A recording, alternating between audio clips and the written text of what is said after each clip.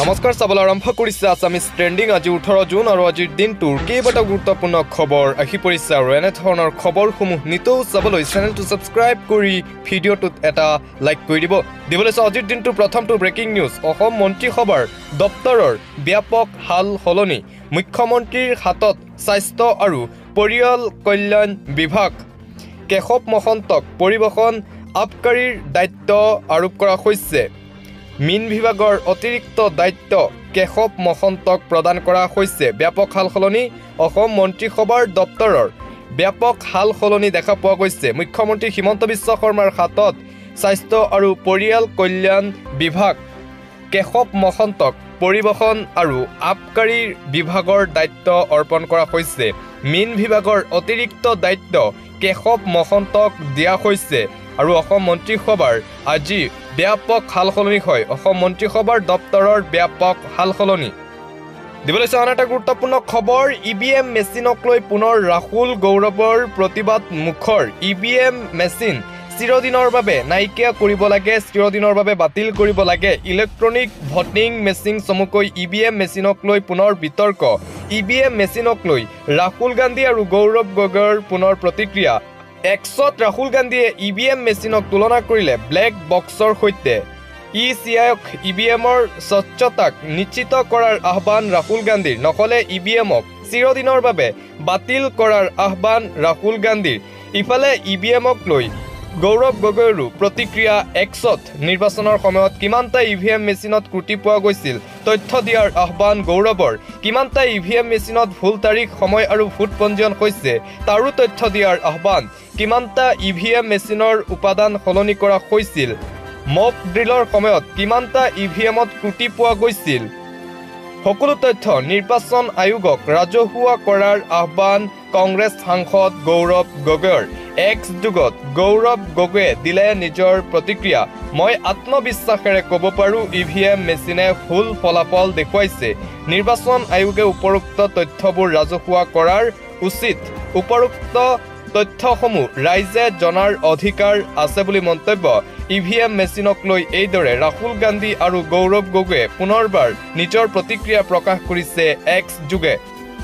দিবলৈ আন এটা গুৰুত্বপূৰ্ণ খবৰ এটা ব্ৰেকিং নিউজ মুখ্যমন্ত্ৰী হিমন্ত বিশ্ব শৰ্মাই যোৱা দুদিনমান আগত কৈছিল যে উপ নিৰ্বাচন অসমত অনুষ্ঠিত নহবও পাৰে আৰু সেই মন্তব্যক লৈ এবাৰ উভতি ধৰিছে প্ৰদেশ কংগ্ৰেছৰ সভাপতি ভূপেন বৰা আমি উপ নিৰ্বাচনৰ বাবে সাজু কিন্তু বিজেপিয়ে ভয় খাইছে উপ নিৰ্বাচনক লৈ কোনো এটা সমষ্টিত 6 মাহতকৈ অধিক সময় প্ৰতিদ্বন্দ্বিতাবিহীন হৈ থাকিব নোৱাৰে নিৰ্বাচন অনুষ্ঠিত হোৱা নোহোৱাৰ কথা মুখ্যমন্ত্ৰীয়ে কেতিয়াও ক'ব নোৱাৰে এয়া নিৰ্বাচন আয়োগৰ বিষয়হে ভূপেন বৰাৰ মন্তব্য মুখ্যমন্ত্ৰীয়ে উপ নিৰ্বাচন নহ'ব পাৰে বুলি কিয় কৈছিল প্ৰশ্ন উত্থাপন কৰিছে ভূপেন বৰাই 5 সমষ্টিৰ উপ নিৰ্বাচনক লৈ বিজেপিয়ে এতিয়া ভয় খাইছে সেইবাবে মুখ্যমন্ত্ৰী হিমন্ত বিশ্ব শৰ্মাই তেনেকৈ কৈছিল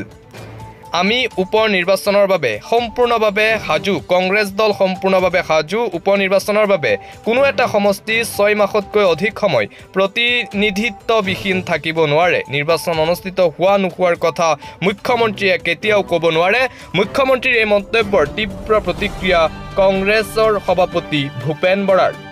দিবলৈ বতৰক লৈ এটা গুৰুত্বপূৰ্ণ খবৰ এটা জৰুৰী খবৰ সাৱধান সকলো বৃদ্ধি পাইছে বৰষুণৰ মাত্ৰা ৰেড জোনত শংকুশ ব্ৰহ্মপুত্ৰ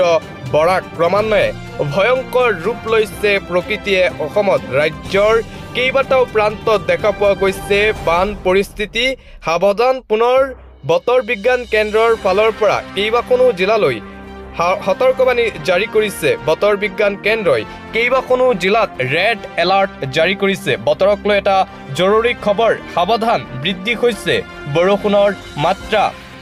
ভয়ংকৰভাৱে বৃদ্ধি পাইছে ৰাজ্যত বান পৰিস্থিতি ৰাজ্যবাসীলৈ বতৰ বিজ্ঞান কেন্দ্ৰৰ সতৰ্কবাণী প্ৰচণ্ড ধুমুহা বৰষুণে সৃষ্টি কৰিব আৰু ভয়ংকৰ পৰিৱেশ ৰাজ্যজুৰি 1 লাখৰো অধিক লোক প্ৰভাৱিত বানত 12খন জিলাত জাৰি কৰা হৈছে ৰেড এলাৰ্ট যিকোনো মুহূৰ্তত পৰিস্থিতি অধিক অৱনতি ঘটাৰ আশংকা কৰা হৈছে কোকৰাঝাৰ চিৰাং বঙাইগাঁও গোৱালপাৰা বাক্সা তামুলপুৰ ডিমা হাছাও বজালী কাছাৰ ধুবুৰী পশ্চিম কাৰ্বি আংলং বাক্সাত ৰেড এলাৰ্ট জাৰি নলবাৰী দৰং ওদালগুৰি মৰিগাঁও শিলচৰ কৰিমগঞ্জ হোজাই নগাঁও কাছাৰ গোলাঘাট লখিমপুৰ ধেমাজি তিনিচুকীয়াত জাৰি কৰা হৈছে অৰেঞ্জ এলাৰ্ট এইবাৰ উত্তৰ পূবত ভয়ংকৰ ৰূপ ল'ব বানে জলবায়ু পৰিৱৰ্তনক লৈ উদ্বিগ্ন বিশেষজ্ঞ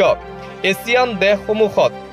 বৰষুণৰ সতৰ্কবাণী অধিক সাৱধান বৃদ্ধি পাইছে বৰষুণৰ মাত্ৰা আৰু সেয়েহে ৰেড জোনত শংকুশ ব্ৰহ্মপুত্ৰ আৰু বৰাক ৰাজ্যৰ কেইবাখনো জিলাত 12খনকৈ জিলাত ৰেড এলাৰ্ট জাৰি কৰিছে বতৰ বিজ্ঞান কেন্দ্ৰই দিবলৈ অন এটা ব্ৰেকিং নিউজ মণিপুৰলৈ ঘূৰি আহিব শান্তি কথা দিলে অমিত শ্বাহে মণিপুৰক লৈ গুৰুত্বপূৰ্ণ বৈঠকত মিলিত হৈছিল আৰু বৈঠকৰ অন্তত মন্তব্য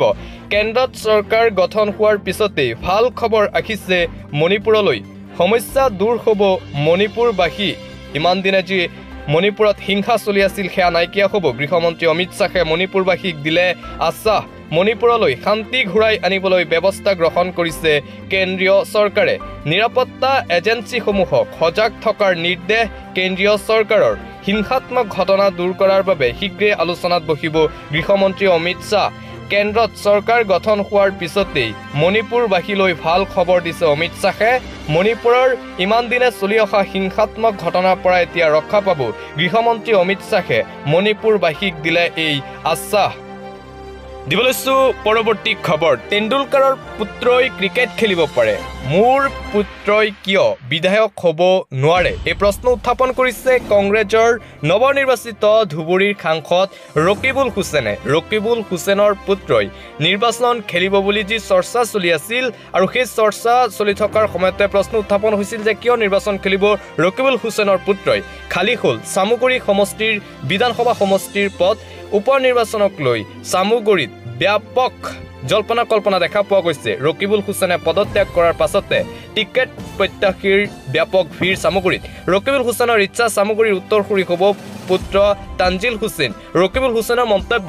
গাভাস্কৰৰ পুত্ৰই ক্ৰিকেট খেলিব পাৰে তেণ্ডুলকাৰৰ পুত্ৰই ক্ৰিকেট খেলিব পাৰে আৰু যদি ডক্টৰৰ পুত্ৰই ডক্টৰ হ'ব পাৰে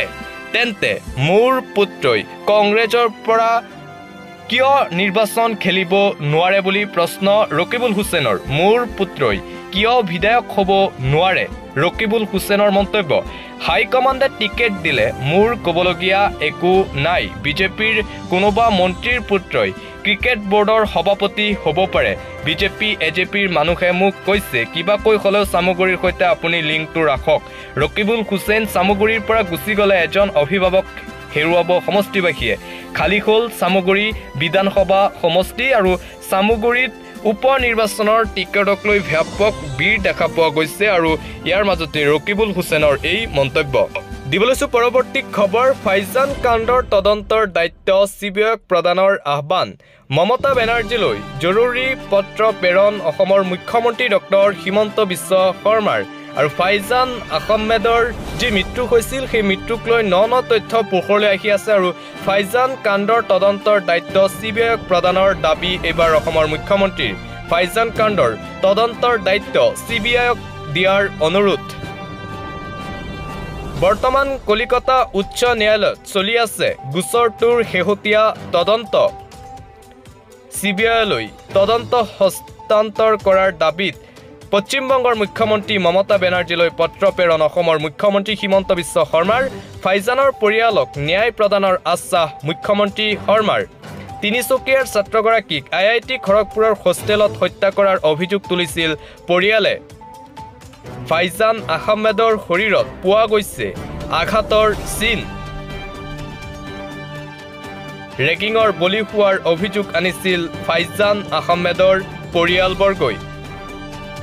IIT খড়গপুৰ কৰ্তৃপক্ষই সমগ্ৰ ঘটনা গাপ দিয়াৰ অভিযোগ তুলিছিল ফাইজান আহমেদৰ পৰিয়ালে 2022 চনৰ 14 অক্টোবৰত ফাইজানৰ মৃতদেহ উদ্ধাৰ হৈছিল IITৰ হোষ্টেলত ফৰেনচিকৰ প্ৰতিবেদন অনুসৰি ফাইজান আহমেদক নিচেই কাষৰ পৰা গুলিয়াই হত্যা কৰাৰ তথ্য প্ৰকাশ পাইছিল আৰু এই ফাইজান আহমেদৰ হত্যাকাণ্ডৰ ন তথ্য পোহৰলৈ আহি আছে আৰু ফাইজান আহমেদৰ হত্যাকাণ্ডটো চিবিআইক অৰ্পণ কৰিব লাগে বুলি অসমৰ মুখ্যমন্ত্ৰী হিমন্ত বিশ্ব শৰ্মাই পশ্চিমবংগৰ মুখ্যমন্ত্ৰী মমতা বেনাৰ্জীলৈ পত্ৰ প্ৰেৰণ কৰিব বুলি ফাইজান আহমেদৰ পৰিয়ালক আশ্বাস দিছে।